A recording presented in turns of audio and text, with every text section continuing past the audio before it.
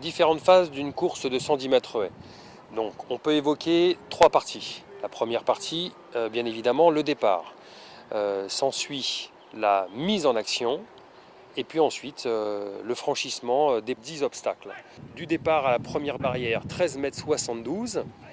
Ensuite, 9,14 m entre chacune des 10 barrières qui séparent la ligne de départ de la ligne d'arrivée. Et ces obstacles sont situés très précisément à 1,067 m du sol.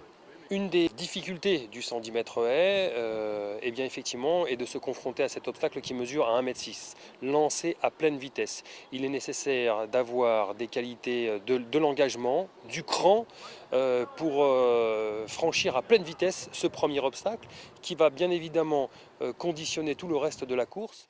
Les qualités nécessaires pour pour faire du 110 mètres haies, eh bien, déjà c'est d'être relativement grand, 1,80 m au minimum.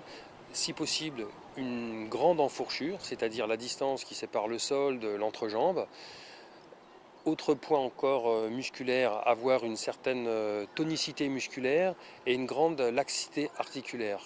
Car on doit se tordre, s'engager dans l'obstacle avec beaucoup de souplesse, mais il faut préserver malgré tout une grande tonicité musculaire pour être en capacité de pouvoir rebondir entre les obstacles.